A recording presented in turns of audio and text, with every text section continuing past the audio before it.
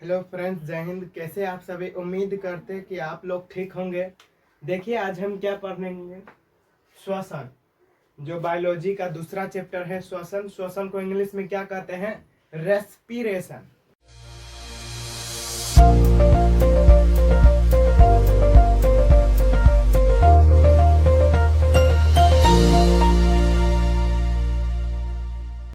श्वसन देखिए क्या होता है।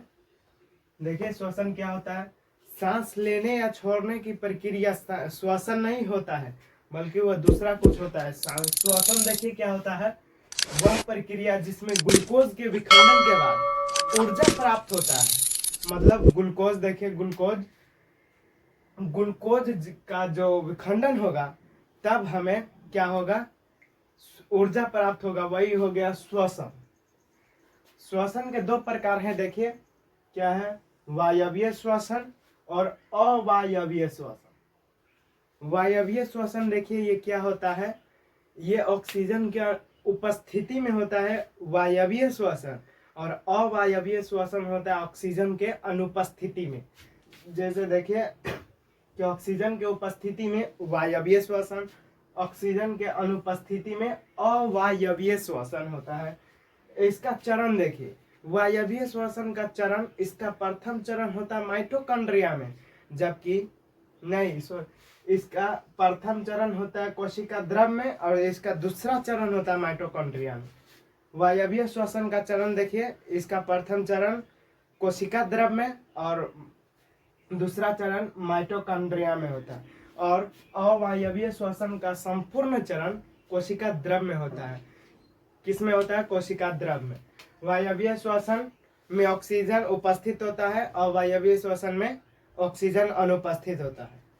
देखिए ग्लूकोज के विखंडन के बाद CO2 और H2O का निर्माण होता है। वायवीय श्वसन में ग्लूकोज जब विखंडन होगा तो CO2 और H2O प्राप्त होगा।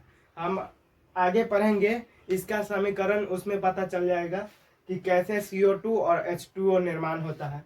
वायवीय श्वसन में क्या होगा? ग्लूकोज के विखंडन के बाद CO2 और H2O में परिवर्तित होगा, मतलब निर्माण हो जाता है। और इसमें देखिए अवायवीय श्वसन में क्या होता है? ग्लूकोज का आंशिक ऑक्सीकरण होता है, मतलब विखंडन होता है। आंशिक मतलब बहुत ही कम विखंडन होता है। कम विखंडन होता है, इसलिए इसमें पाइरूवेट, इथेनॉल और लैक्टिक अम्ल का निर्माण होता है। लैक्टिक अम्ल का निर्माण होता है। ग्लूकोज का आंशिक ऑक्सीकरण के बाद से ये क्या होता है? पाइरूवेट और इथेनॉल और लैक्टिक अम्ल का निर्माण होता है। एक क्वेश्चन है, हम आगे पढ़ेंगे कि अत्यधिक व्यायाम के कारण ये खिलाड़ियों के शरीर में क्रैम्प क्यों होने लगता है? तो किसके कारण होता है? लैक्टिक अम्ल के कारण खिलाड़ियों के शरीर में क्रैम्प होने लगता है, मतलब दर्द होने लगता है। जब ज्यादा खेल लेगा तो उसमें गोर भारी हो जाता है, इसलिए कहते हैं कि बहुत दुख रहा है। वही होता है लैक्टिक अम्ल जम जाने के कारण क्या होता है? उसमें क्रैम्प भर जाता है, मतलब दर्द होने लगता है। जब उसको दबाएंगे तो दर्द होगा। किसके कारण होता है? लैक्टिक अम्ल के कारण। ग्लूकोज का आंशिक ऑक्सीकरण के बाद क्या होता है? पाइरूवेट, इथेनॉल और लैक्टिक अम्ल का निर्माण होता है, और इसमें CO2 और H2O का निर्माण होता है। इसमें ग्लूकोज का पूरा विखंडन हो जाता है, पूर्ण विखंडन हो जाता है, इसलिए CO2 और H2O का निर्माण होता है। कार्बन डाइऑक्साइड और जल का निर्माण होता है। अब देखिए आगे, इसमें ऊर्जा मुक्त होता है और इसमें बहुत ही कम ऊर्जा मुक्त होता है। इसमें अधिक ऊर्जा मुक्त होता है। इसमें कितना ऊर्जा मुक्त होता है? अधिक ऊर्जा मुक्त होता है। वायवीय श्वसन में अधिक ऊर्जा मुक्त होगा, तभी हम ऑक्सीजन की उपस्थिति लिखे।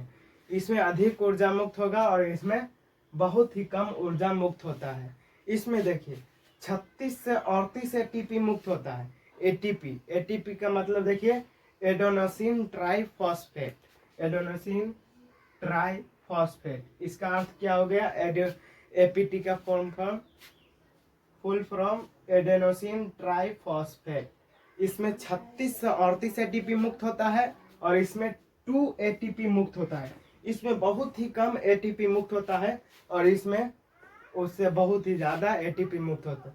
इसमें क्या होता है, ऑक्सीजन उपस्थित होता है, इसमें अनुपस्थित होता है इसका चरण।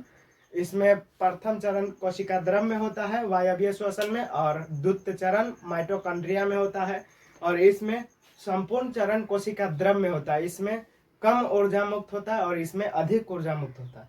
इसमें ग्लूकोज के विखंडन के बाद CO2, इसमें पूर्ण विखंडन के बाद CO2 और H2O का निर्माण होता है, और इसमें पायरुवेट, इथेनॉल और लैक्टिक अम्ल का निर्माण होता है, और इसमें 36 से 38 एटीपी मुक्त होता है, और इसमें 2 एटीपी मुक्त होता है।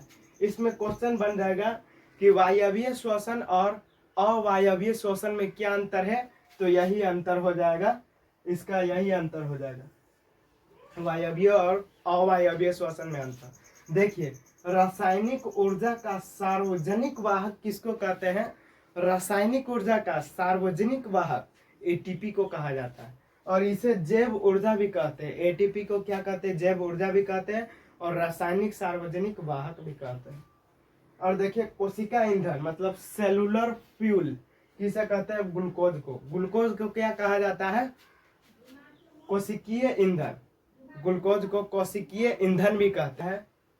ग्लूकोज के विखंडन के पथ मतलब पथ, इसका जो ऑक्सीजन अनुपस्थित होता है, उपस्थित होता है, अभाव होता है, वो सब के बारे में बताएंगे। ग्लूकोज के विखंडन के पथ वही होता है, ये कोशिका द्रव में होता है। ग्लूकोज का विखंडन कोशिका द्रव में होता है।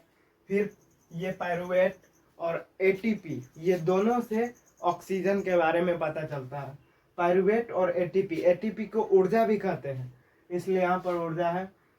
पायरुवेट, एटीपी, देखिए ऑक्सीजन का जब अनुपस्थित में होता है तो ये ईस्ट में होता है। ईस्ट, ऑक्सीजन की अनुपस्थिति किस में होगा? ईस्ट में होगा। इसमें इथेनॉल और CO2 बनता है। ऑक्सीजन का अनुपस्थिति में जब होगा तो इथेनॉल और CO2 का निर्माण होता है, और यह ईस्ट में होता है। अब देखिए, ऑक्सीजन के उपस्थिति में होगा तो ये माइटोकॉन्ड्रिया में होता है। जब वायवीय श्वसन में पढ़े हैं कि ये ऑक्सीजन के उपस्थिति में होता है, तो इसका चरण क्या है? कोशिका द्रव और माइटोकॉन्ड्रिया, वही है। ये कोशिका द्रव है और ये माइटोकॉन्ड्रिया। तो इसलिए ऑक्सीजन के उपस्थिति में क्या बनता है?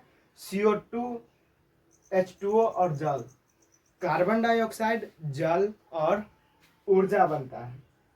देखिए, ऑक्सीजन के अभाव में कैसे क्या होता है?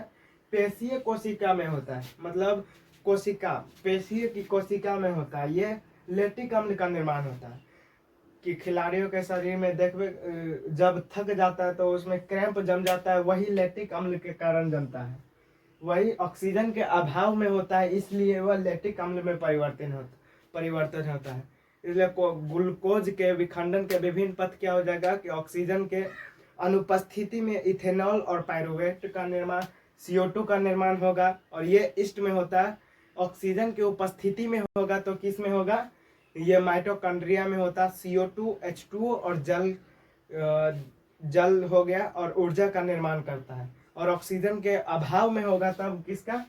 ये लैक्टिक अम्ल का निर्माण करता है, पेशीय कोशिका में होता है। अब देखिए आगे कि किण्वन क्या है, फर्मेंटेशन क्या है।